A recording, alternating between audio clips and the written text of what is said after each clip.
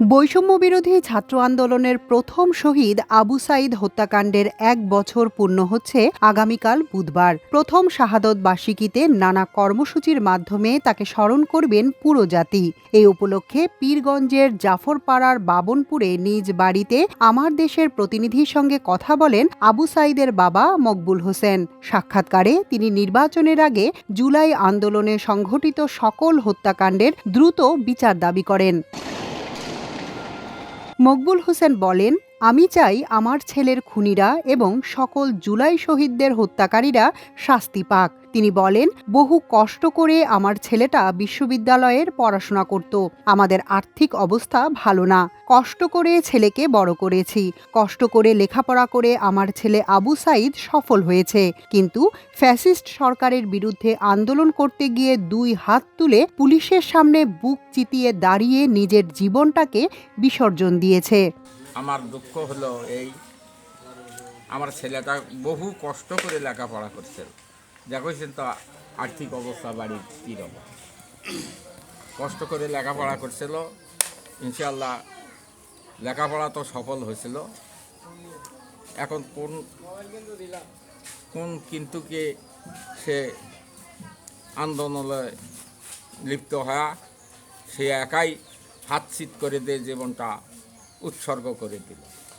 মকবুল হোসেন আরও বলেন, আবু সাঈদের জন্য দেশ ও দেশের বাইরে যারা আছেন সবাই মুক্ত হয়েছেন। অনেকেরই ফাঁসির রায় হয়েছিল, তারাও এখন মুক্ত।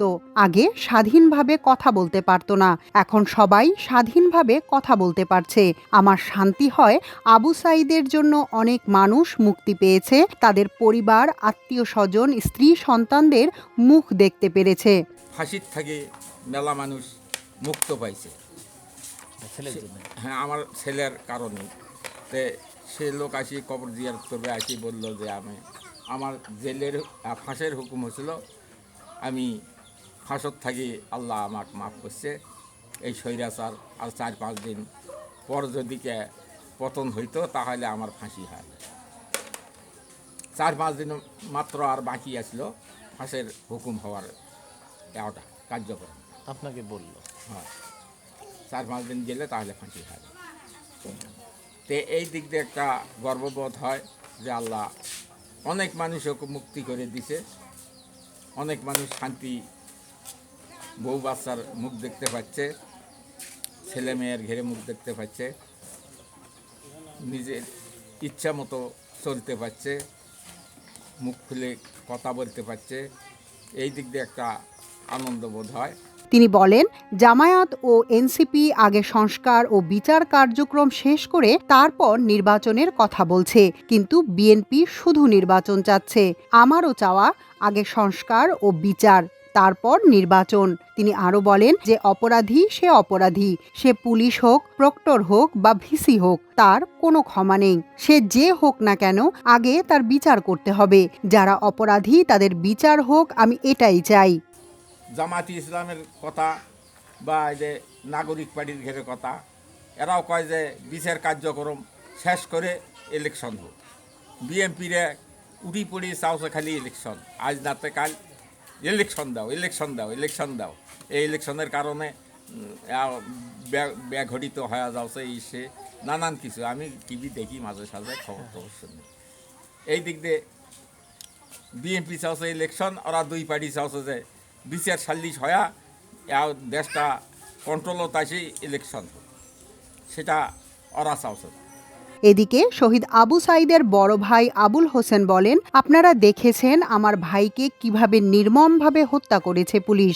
আবু সাঈদের আত্মত্যাগ মানুষকে অনুপ্রাণিত করেছে। ৫ আগস্ট স্বৈরাচার সরকার পতন ঘটে ও দেশ থেকে পালিয়ে যায়। আমরা আশা করছিলাম জুলাই বিপ্লবের আইকন শহীদ আবু সাঈদের মামলার বিচারটা যেন দ্রুত হয়, কিন্তু আমরা দেখলাম এই মামলাটার দীর্ঘ সময় গেল তদন্ত করতে। আমরা আশা করছি দ্রুত সময়ের মধ্যে আবু সাঈদের হত্যার সঙ্গে যারা জড়িত তাদের আইনের আওতায় আনা হবে, আমরা দেখতে পারবো। ৫ আগস্ট স্বৈরাচারী সরকারের পতন ঘটে এবং হাসিনা পলায় যায়। তো আমরা আশা করছিলাম যে জুলাই বিপ্লবের আইকনিক শহীদ আবু সাঈদ, আমরা এই মামলাটার বিচারটা দ্রুত সময়ের মধ্যে পাবো এবং যারা অপরাধী ব্যক্তি তারা আইনের আওতায় আসবে। কিন্তু দীর্ঘ সময় ধরে এটা শুধু তদন্ত করতেই গেল, দীর্ঘ সময় গেল। তা আমরা আশা রাখছি দ্রুত সময়ের মধ্যে আবু সাঈদের হত্যার সাথে প্রত্যক্ষ এবং পরোক্ষভাবে যারা জড়িত তারা আইনের আওতায় আসবে, আমরা তাদের বিচার দেখতে পাবো। তিনি আরও বলেন, অন্তর্বর্তী সরকার থাকা অবস্থায় আমরা আমার ভাইয়ের হত্যার বিচার দেখতে চাই। এই অন্তর্বর্তী সরকার গঠিত হয়েছে এই রক্তের উপরে। এই সরকারকে আমরা বলতে চাই, দ্রুত সময়ের মধ্যে সকল শহীদদের বিচার কার্যক্রম শেষ করবেন। আর যারা আহত হয়েছেন তাদের সুচিকিৎসার ব্যবস্থা করতে হবে। যারা অঙ্গ হারিয়েছেন তাদের পাশে যেন সরকার থাকে, তাদের পুনর্বাসন করে। বিশেষ করে পরিবারের একমাত্র সদস্য হিসেবে যারা শহীদ হয়েছেন, সরকার যেন সবার আগে তাদের পরিবারকে প্রাধান্য দেয়। এই অন্তর্বর্তীকালীন সরকার গঠিত হয়েছে এই শহীদদের রক্তের উপর দাঁড়িয়ে। তাই আমরা বলতে চাই যে এই সরকারকে আপনারা দ্রুত সময়ের মধ্যে সকল শহীদদের যে বিচার কার্যক্রম আপনারা শেষ করবেন। আর আহতদের এবং যারা আহত হয়েছে তাদের সুচিকিৎসার ব্যবস্থা, এবং যারা অঙ্গহানি হয়েছে, হাত হারাইছে, পা হারাইছে, চক্ষু হারাইছে, তাদের পাশে যেন সরকার থাকে, তাদের জন্য পুনর্বাসনের ব্যবস্থা করে।